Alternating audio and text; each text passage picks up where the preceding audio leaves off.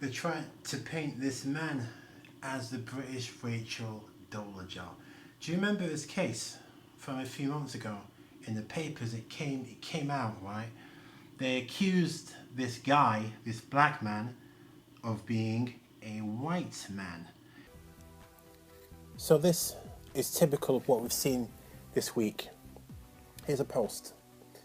Not only has Anthony Ekundayo Lennon chosen to wear black identity as like a costume, he's actively chosen to take up space and pilfer resources that were never meant for him. This guy was my friend, is my friend, Anthony Ekundayo Lennon, yeah?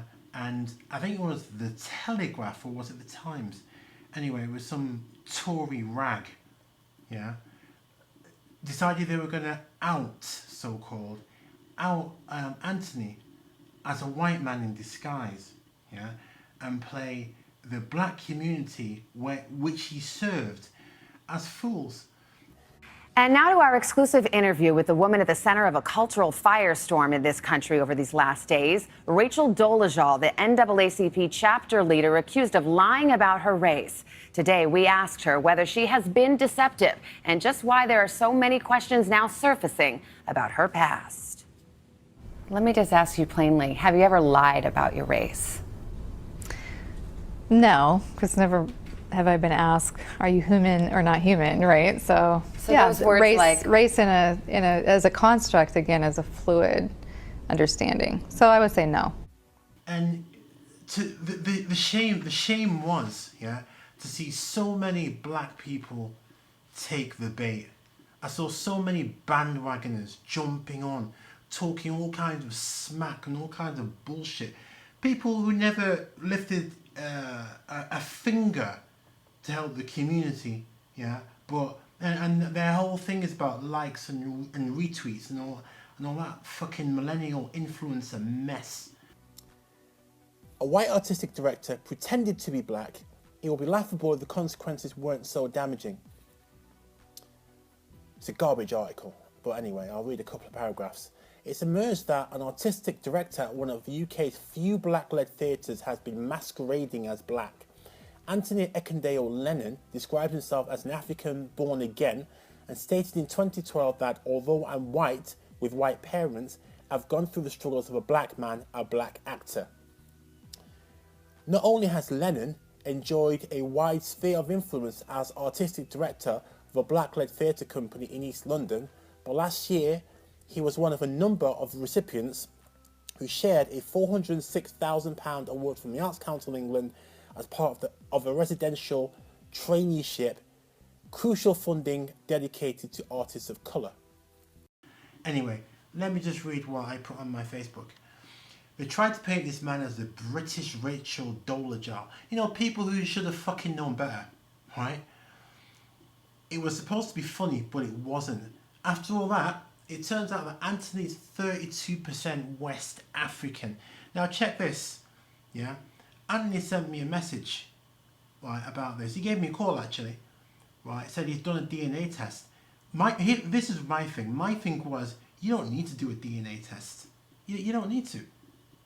You know, your identity doesn't hinge on what other people say about you, okay? Or what a test says. But anyway, he did it. I wasn't really interested in it because I thought the science couldn't measure.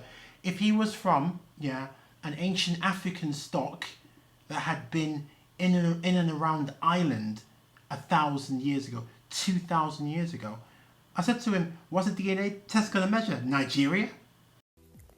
According to the stage, people from black, Asian and minority ethnic backgrounds made up just 8% of chief executives, 10% of artistic directors and 10% of chairs in 2016-17.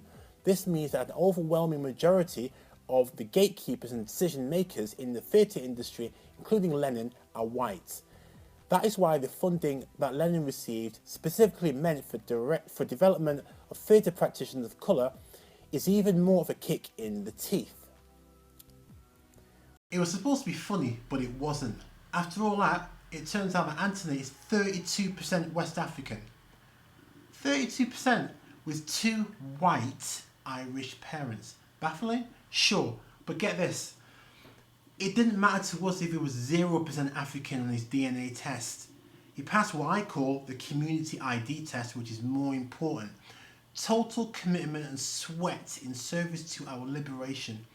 With echoes of the Rachel Dolezal story, the American woman who purposefully misrepresented herself as black and became a chapter president of the National Association for the Advancement of Coloured People, Lennon's belief in his so-called blackness is so brazen it could only be true.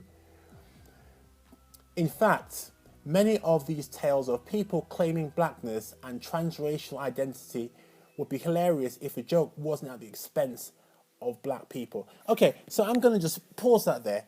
Let's pause this here, okay? And let's get to the real story. Reading our great master teachers, Malcolm X, John Henry Clark, Joseph Ben Jochannan, Paul Lemay, we knew of the black presence amongst the Celts, the black presence in ancient Ireland. We connected the dots a decade before the human genome had been assembled and such tests were widely available. Here's a real story.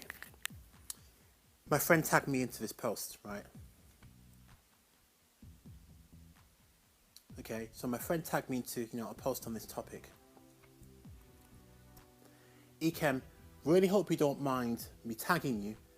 Was just fascinated with what you had mentioned in a discussion about this knowing him in the past. Because I've been talking about it, we've all been talking about it. It's me. As a child, his mother received insults while she pushed him in his pram. Shame on all of those bandwagoners, laughable millennial influencers and the mob who attack Anthony, Ekundayo, Lennon, but I'm sure you're immune to shame. You're shameless. Anyway, we're vindicated, okay, in our defense of Anthony.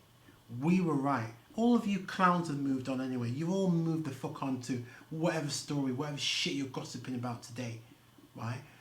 But we're vindicated. Yes, we are. I'm going to link to the story in the linky thing. Let me know what you think. What did you think? So after all of that, it turns out, he's 32% African, somehow with 2 white parents. No doubt, the African genome latent in his genetics. Anyway, a crazy story. I'm glad it turned out okay, but we were deeply worried for Anthony. We were deeply concerned for the man, okay? But let me know what you think, alright? I'm out of here. Peace.